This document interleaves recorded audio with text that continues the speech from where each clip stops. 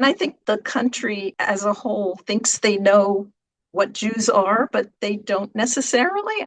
Evie is a Jewish American, and she's as American as she is Jewish. Her being Jewish adds to the story, but it's not the whole story. This is The Book of Life, a podcast about Jewish kidlit. I'm Heidi Rabinowitz. If you enjoy a good heist story, here's one with a lot of heart. Trouble Finds Evie Lefkowitz is a middle-grade novel about a Jewish girl who gets into good trouble in order to right a wrong. Banding together with friends and frenemies helps her expand her thinking and bring more generosity into the world. Here's my conversation with author Diana Harmon Asher.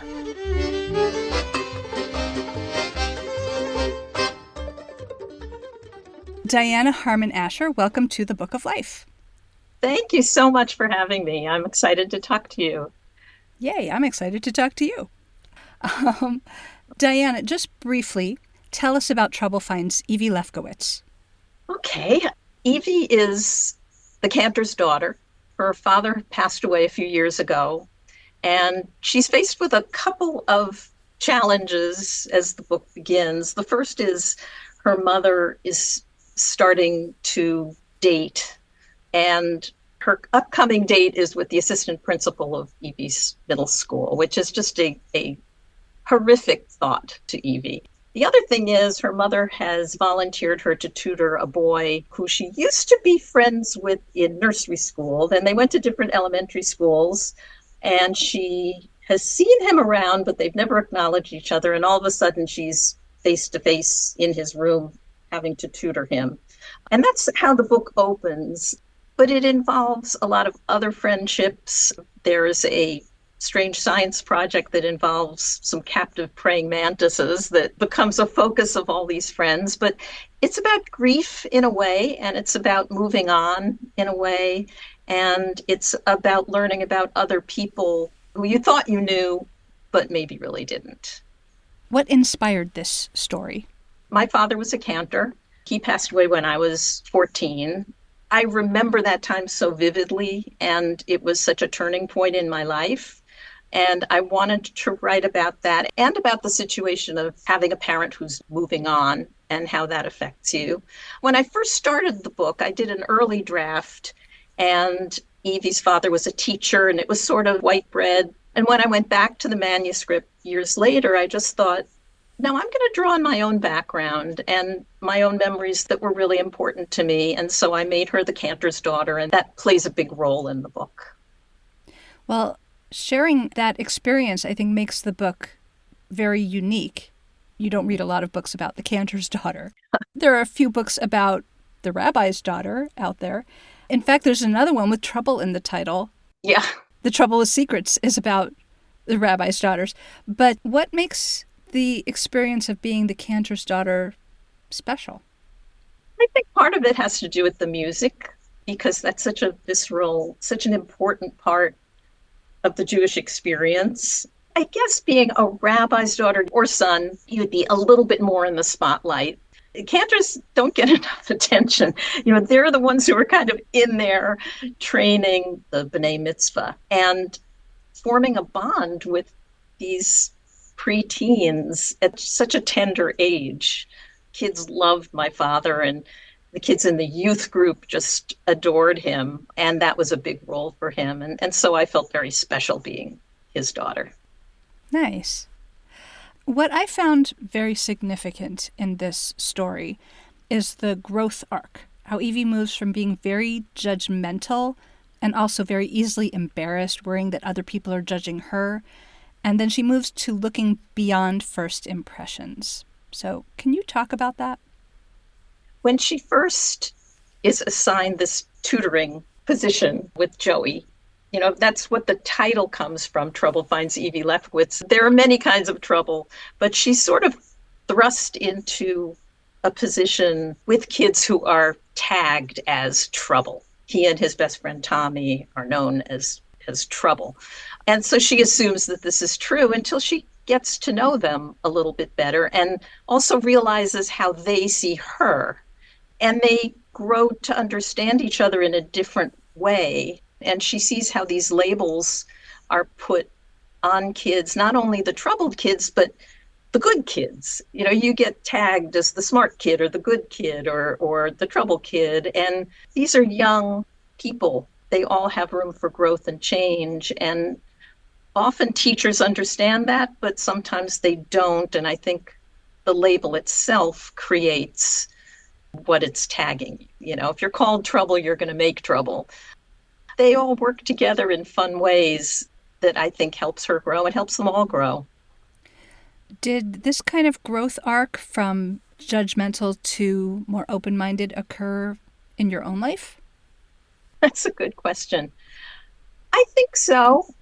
There were kids I grew up with who, looking back now, I can say I misjudged them. I realized that I didn't understand everything that was going on with them. As an adult, I think I do try to be more understanding of what someone could be going through. I don't know if as a kid it happened as clearly as it happens with Evie. There was no praying mantis project to bring us together. Do you want to tell us about the praying mantis project? Because I think now anybody who hasn't read it is intrigued and wondering. Well, there was a project in my kids' school where every year the teachers planted these praying mantis sacks around the school. The seventh graders were tasked with finding the praying mantises and bringing them in so that they could be observed. You also got extra credit if you brought in insects for them to eat. And it always struck me as just kind of an awful project. But in the book, one of Evie's best friends, Spencer, really gets upset about this. And it's very important to Spencer that they free these praying mantises. And into the picture come Joey and Tommy and Rachel, who is Evie's other friend, a Japanese American girl. And that's sort of what brings them all together and what helps them understand each other. So, yeah, they basically do a heist to free the praying mantises so that they don't have to see them barbarically eating each other. Yeah, that's kind of it, yeah. And Spencer also gets upset about seeing these other insects being fed to the praying mantises, and he's a very sensitive guy, and he ends up being a hero in a way, and no one expects that of little Spencer. His role changes too. I think throughout the book, everyone's role shifts, and they discover things in themselves that they didn't know were there. Yeah, I think that was one of the things that really struck me was how the kids kept defying expectations, even their own expectations. Yeah. And being pleasantly surprised by themselves that they were able to do things that they didn't know that they could do. Yeah. So Georgia Representative John Lewis, of blessed memory, used to talk about getting into good trouble, necessary trouble, meaning that when we see injustice, we should do something about it, even if it gets us into trouble with the authorities. And I love that Evie and her friends get into good trouble when they do this heist to free the praying mantises. Yes. Can you talk about that? Why is it important to you to portray this in the book? They're bugs, but I think it's representative of what you're talking about. That even if it's a small thing, if you see something that you really feel needs to be corrected, you do something about it. The point also isn't just the praying mantises, it's the fact that they're standing up for their friend because it means so much to Spencer. They're doing it for him as much as they're doing it for the insects.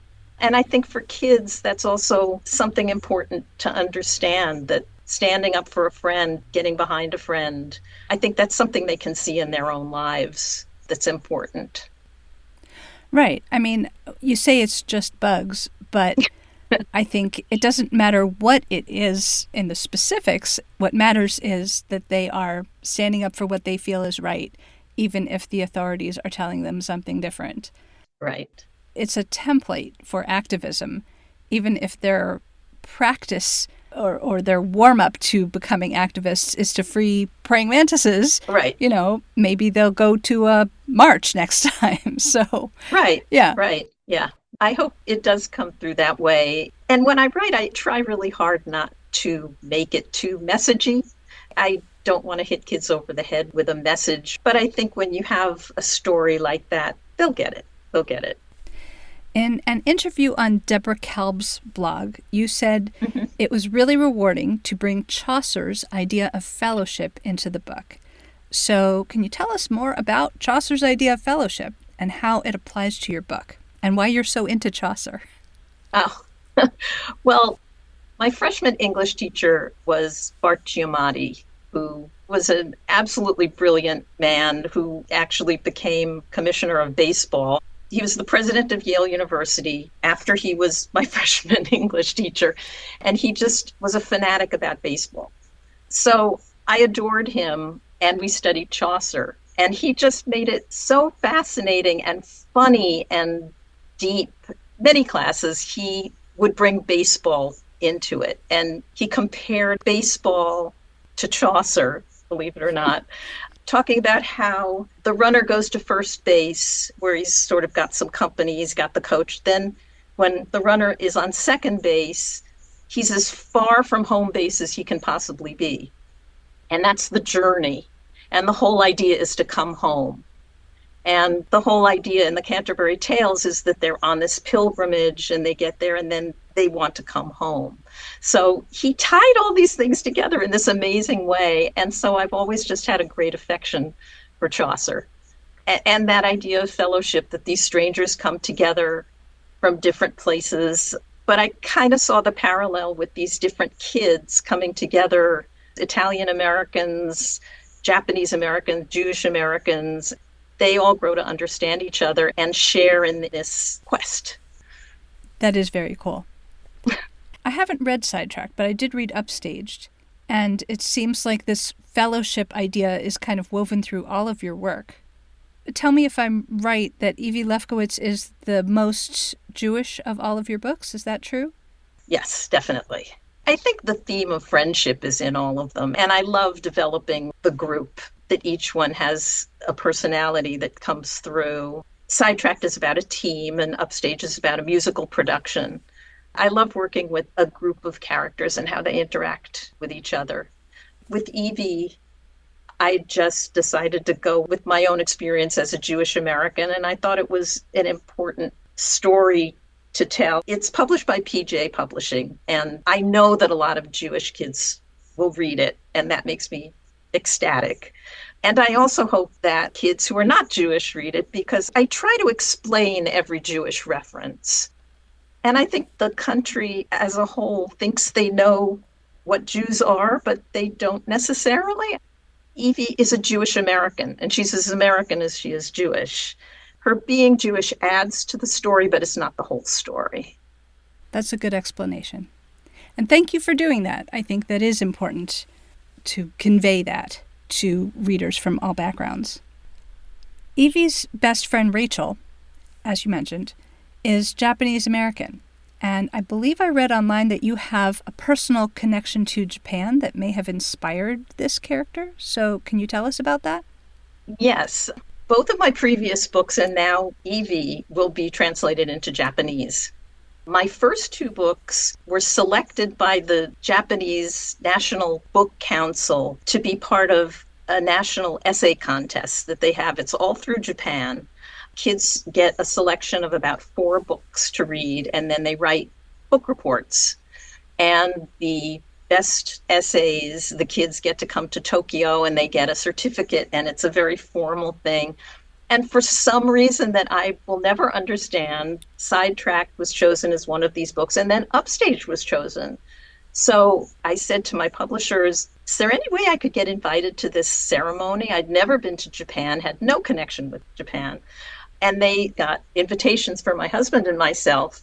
So I've become good friends with the translator of my books, who's just the most lovely person, the agent who sort of put the thing together, the editor who speaks very little English, and yet she's one of my favorite people. I mean, we've spent time together. We just sort of look at each other and know we understand each other. It was just one of the thrills of my life to realize that there are kids in Japan who are reading my book. And even in Sidetracked, the main character's grandpa, he's always spewing Yiddish. He's throwing in these little Yiddishisms. And it just surprised me and amazed me that somehow the story could translate literally and figuratively to this totally different culture. So I decided to make Rachel Japanese American, just sort of to bring in some of that culture, which I'm still learning about and don't know nearly enough about. That's so interesting. And so, as far as you know, the selection of your work for this Japanese reading project was just random. You didn't submit it to them or. I guess the publisher did, and Hmm. they just liked the story. I think the first year the theme was sports, and Sidetracked has to do with cross country running. But I think there's something in the values that we share. Sidetracked is about perseverance and striving, and Joseph is a terrible athlete who joins the cross country team, and it's about finding a team and believing in yourself. And I guess that struck a chord with them. I got to meet some of the kids who read it and wrote about it, and it was just a fantastic experience. That's awesome. What was the easiest and what was the hardest part of writing this story? Ooh, I loved Evie and her mother. I loved writing those scenes where her mother sort of turns into the teenager and Evie sort of turns into the mother figure. Like Evie is saying to her mother, "What do you mean you're going on a date and you're buying this makeup? Like, what's the matter with you? Be careful." And the mother is saying, "Well, I just want to have some fun and I've been very sad. And this assistant principal might be someone who could make me happy." And it puts Evie in the position almost of the parent. I liked writing their banter. The hardest part, I guess, at the end, I had to decide if I wanted true anti Semitism to enter into this book. And I decided that it sort of had to. Tommy and Joey, they say some things that really come from ignorance more than any kind of hatred or they just don't really understand. And Evie makes them understand. And they say things about Rachel too, and her being Japanese. And Evie and Rachel school them a little bit. But then there's an incident that really is more truly anti Semitic. And it was hard to write because I didn't want it to be an exception to the tone of the book. And yet it had to be a little bit. It had to touch Evie in a different way. So that was a challenge, but I hope I did it okay. Yeah, I didn't feel like it was a shift in tone. I think it all fit together very well. So, good job. Thank you. It's Tikkun Olam time. What action would you like to call listeners to take to help heal the world? I think food kitchens, food pantries right now are just hurting and in need. I think that's so important. I read about community college food pantries. Once we got in touch with our local community college, I found out that they have a food pantry. They help kids on a daily basis, an emergency basis, and kids come to school hungry. Young adults come to school hungry. And that was something where I felt like rather than supporting our great big universities who have endowments the size of a small country, community colleges really have kids who are struggling, and to help keep them in school, look into your local community college's food pantry. I think it's something that people aren't aware of, and it's a good cause. Thank you. Yeah, that's something that I wasn't aware of. I was aware of the concept of food pantries, but not specifically that they would be affiliated with a community college. So thank you for that recommendation. Sure. What are you working on next?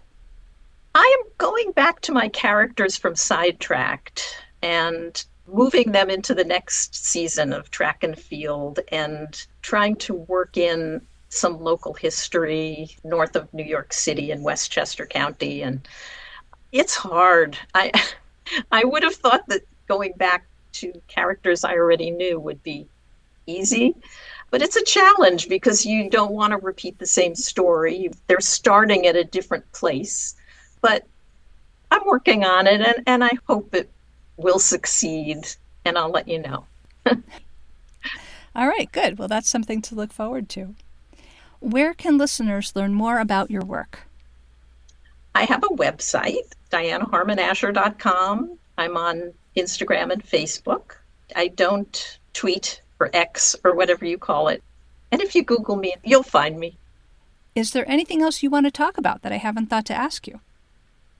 Well, I am asked sometimes about the writing process and if you want to become a writer. And I tell people how important it is to get another opinion, to join a writer's group or take a class, because it's so hard to judge what you're writing when it's just you. The reader is so important, and another reader can tell you, no, this isn't coming through the way you intended. And that's something you can't do for yourself. So I try to encourage people to accept criticism and don't give up, because it took me a long, long time to get published. And, that feedback helped me a lot. And the positive feedback helped me a lot too, to not quit. It really does tie into what I write about in my books, that you need a team, you need a group, you need people who will support you, and you need to stick with it. It's not always easy, but it's incredibly rewarding. Diana Harmon Asher, thank you so much for speaking with me. Oh, thank you so much. It's really been a pleasure. Hi, I'm Anna Maria Shua. I'm the author of The Passover Pet Surprise. I'm dedicating this interview to my 3 granddaughters, just as I dedicated my book, Josephine, Josefina, Deborah, and the little one, Jordana. She's 5 years old, and I want to dedicate it especially to Jordanita, because I used her name for the character of my book, and she's very, very angry about it. She didn't like it at all, because she's absolutely sure that Jordanita in my book was wrong. What she did, she shouldn't have done.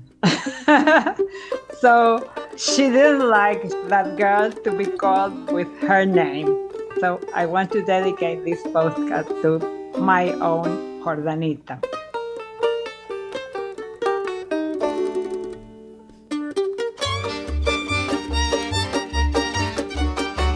Say hi to Heidi at 561-206-2473 or bookoflifepodcast@gmail.com. I'd love to hear from you.